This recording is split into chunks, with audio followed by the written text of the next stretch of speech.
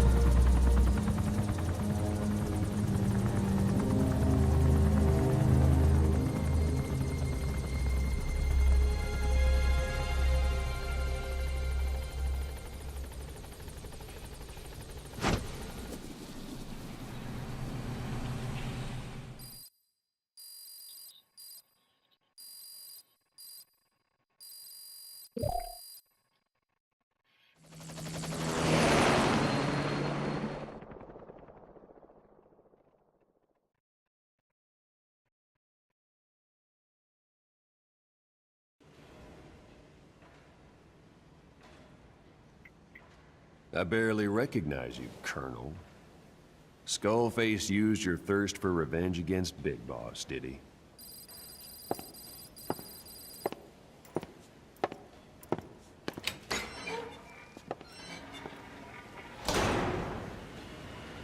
Boss, I've updated the mission list. We've received some new job offers. The details are on your iDroid.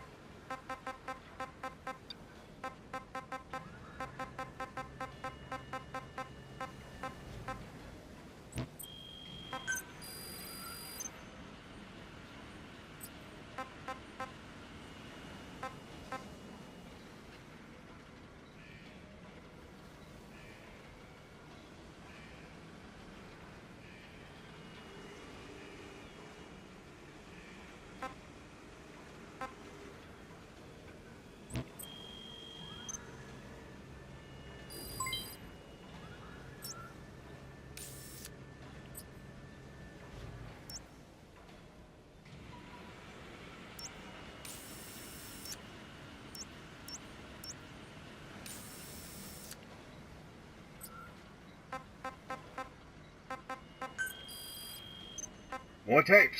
Yay!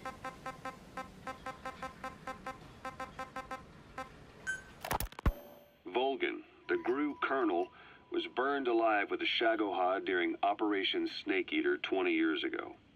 Despite suffering severe burns to his entire body, he still clung to life.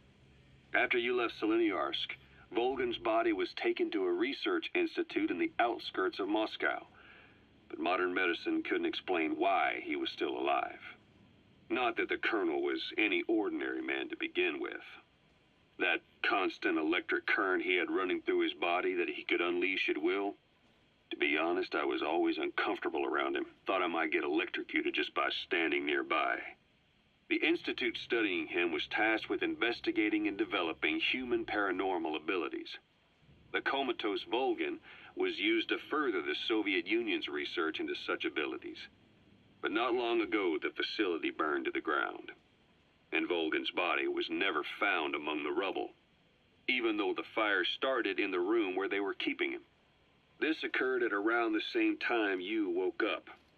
If Skullface was right, and a thirst for revenge can turn a man into a demon and keep the dead alive, then this man on fire who's been coming after us ever since you woke up, well, that just might be what's left of our old friend Volgan.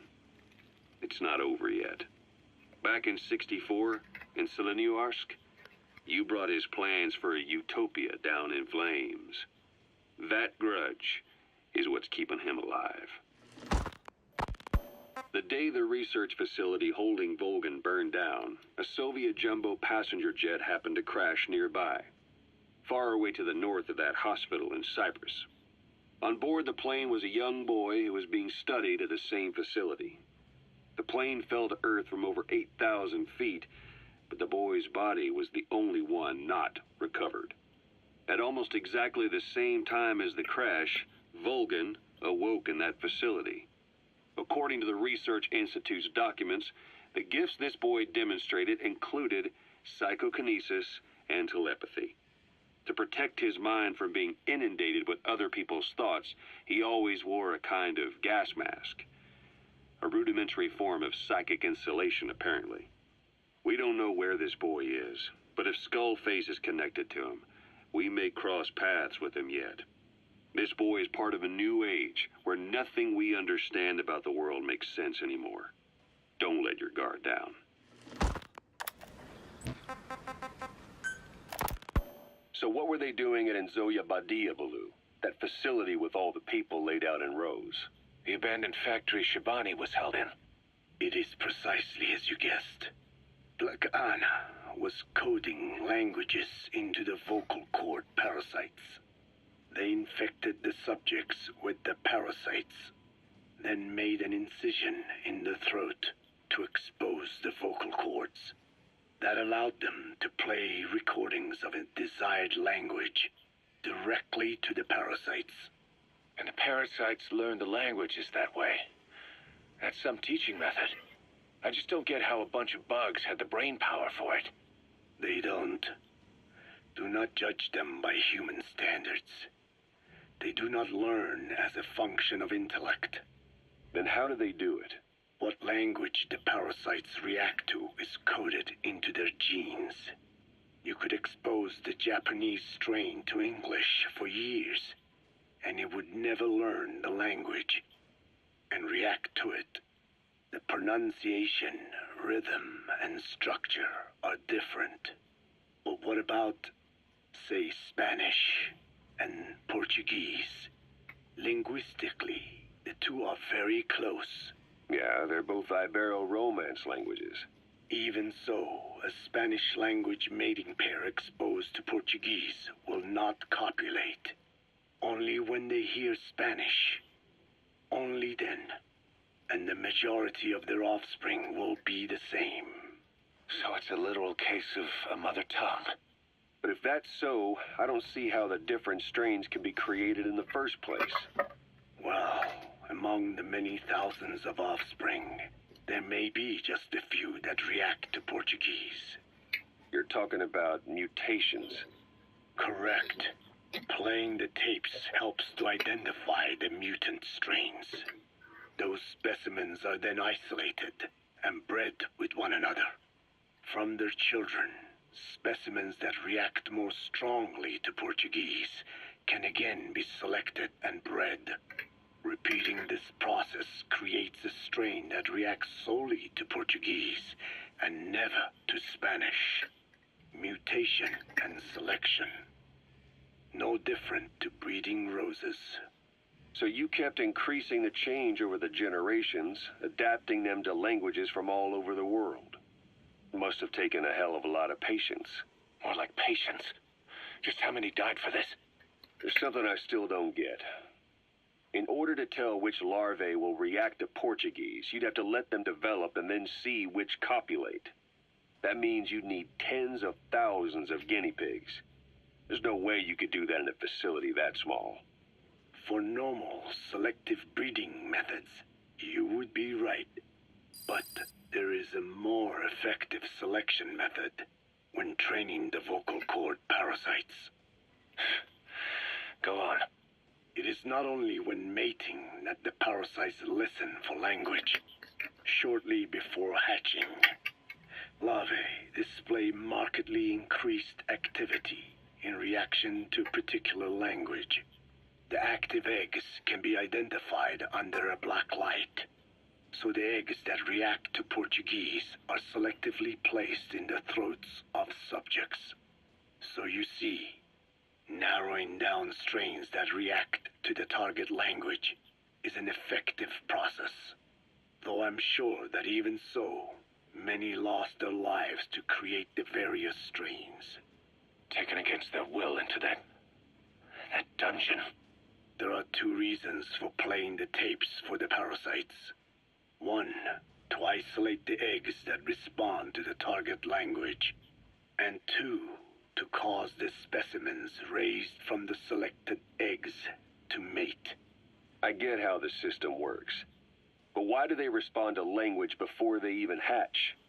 It's not like they can mate from inside an egg. It is because the larvae learn the language before hatching. You mentioned that what language the parasites respond to is hard-coded into their genes, and that they don't have the brain power to actually learn a language. But then you say that the larvae at Nzoia Badia Bulu were learning the languages in the egg. Your story doesn't add up. Your country is home to a unique songbird. The Japanese bush warbler. Sure, what of it? What a beautiful call it has. But no bush warbler can sing it perfectly at the start. As chicks, they can barely chirp at all. They must learn from their parents and other adult birds. Only then can they sing properly and attract females. So naturally, there are individual differences in each bird's call. Though they start on the same footing, each bird is influenced by its teachers. And the parasites are the same? Like the birds, the parasites have a genetic predisposition towards a particular language. But while in the egg, the larvae's ears are tweaked by listening to the voice of the host. This tweaking ensures that the grown parasites will react better to the host's speech pattern. Why would they have an ability like that? Well, there are distinct regional differences within even the same language. Rare is the language that has no unique dialects. Yes, learning the host's speech pattern before hatching attunes the larvae to whatever twist of pronunciation it will encounter. This adaptive ability is what makes them so formidable. I see. So a language requires selective breeding, but the parasites can learn dialects by themselves. Of course, having the egg-stage larvae listen to the tapes in the factory was not meant to teach them. It was more important to use that trait of theirs to identify the mutated strains. As I mentioned earlier. Is that really accurate enough to use as a weapon?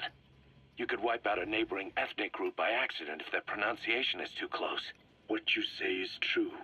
In that sense, they are imperfect as ethnic cleansers. But for his purposes, they are good enough. His objective was not to exterminate any one ethnic group, but to render the world's lingua franca, English, inert. Well, folks, I'm out of time. Thank you for watching. Have a nice day. You can like, share, comment, subscribe for more Let's Play Metal Gear Solid 5 Defense Campaign. Until then, Deuces.